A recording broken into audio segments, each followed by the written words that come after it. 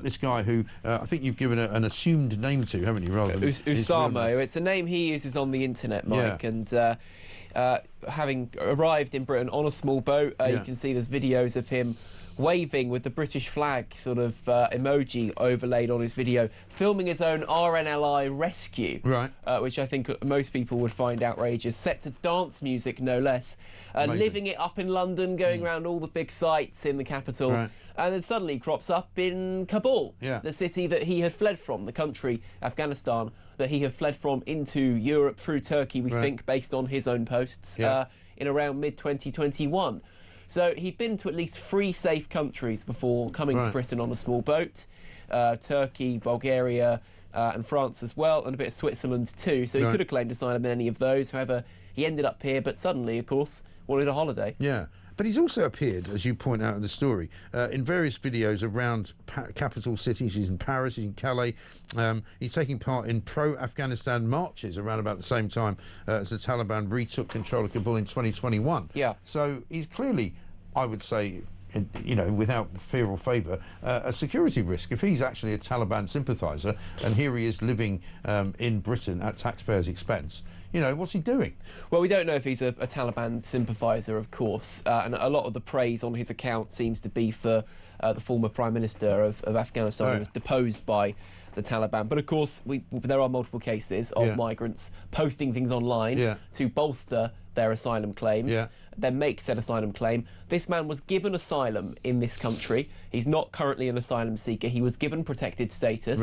That does allow him to access a refugee travel card, which he can use to go in and out of the country, obviously for legitimate purposes. There is only a couple of very strict rules with that travel card, and this is why he's under investigation. The 2 basic rules are: you cannot go to the country you're from, and you cannot go to a country you've claimed asylum from, which I think everyone across the board can agree is how the asylum system should work. So if you're claiming a country is too dangerous, surely you cannot go back there on holiday. How does that work if you're coming here from somewhere like France then? Because you're basically claiming asylum from France, the last country you were in, which is not technically a place you would claim asylum from. So presumably he has to claim asylum from his original country, Afghanistan. Correct, yeah. So that sounds like the system's not working properly, because surely what he should be doing is claiming asylum in France, shouldn't he? Well, effectively all of these people who come in, and when they get to a tribunal, they argue that they would be returned to Afghanistan. And Afghanistan, they say, is too dangerous. It would violate their rights under the ECHR. Maybe they have blood enemies there. We've had cases like that in the past. Maybe they've made political statements that the current regime, the Taliban, would not agree with and would go after them for. And of course, we had that disastrous data leak that meant thousands of Afghanistans were brought to the UK in secret. And many of whom will be Taliban supporters, right? And many of whom have also gone back to Afghanistan. There was a story last week, whistleblowers saying that they knew of people who had just gone on holiday. Anecdotally, we know of other people who have just gone on holiday, having been brought here by the government. They have gone back to Afghanistan. The fatal error this man has made is posting about it all over the internet, almost bragging about the fact that he was able to get out of Britain, enjoy a lovely jaunt in the Middle East, and then come back with seemingly no consequences. And that's why the Home Office are now investigating his status. And there must be so many people who have done exactly what he's done, because you know that they're all over TikTok, don't you? I mean, we've seen from time to time, certainly Albanian people smuggling gangs posting TikTok images and TikTok sort of videos to say, come to Britain, you know, there's a sort of, you know, buy one, get one free kind of, you know, offer going on, because, you know, soon they're going to be clamping down, now's a good time to come. You know, people who go to hotels, we've seen videos from them saying, oh, isn't it nice here? You know, here's the sort of, you know, recreation room, here's the pool table, here's the kitchen, here's the food in the dining room. You know, I mean, it's a massive racket, isn't it? I feel like I say this every day. It's pull factors. It's pull factors. You know, every single thing that gets posted about how good the asylum system is in this country, how you will get granted protected status, as this man has, if you make a good enough claim, it is just pulling more and more people across the channel. And it seems, without switching that system, no one wants to stay in France.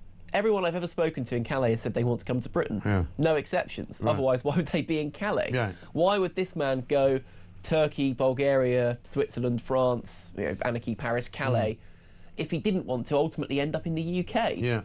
and then brag about how good it is in the UK. There's photos of him in Greenwich Park, for example, enjoying the sunrise and the sunset. So nice. it's very nice. It's absolutely lovely for him, but for the rest of the taxpayers, they feel like they're being ripped off. So you don't know exactly where he's living in terms of whether it's a hotel or whether it's a HMO or something like that? No. So, I mean, he has been in London now, and I should say he's been here for more than 3 years now, 3.5 years. And so is he allowed to work now if he's got settled status? I think he's able to work towards working, and ultimately there is, of course, a path to ILR, indefinite leave to remain, and citizenship.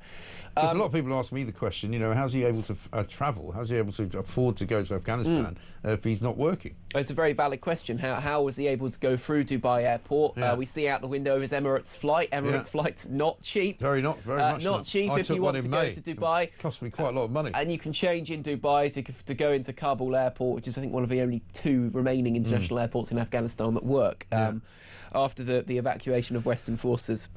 I mean, you know, I think we do now know that he is going to be investigated for this. The fact he was given protection in the first place, though, it does show when people say the Home Office are clueless, based on things like this, they have a point. I think they are, absolutely. Right, brilliant story anyway. Fantastic. I don't know what you're going to do for us tomorrow, but we may see you then.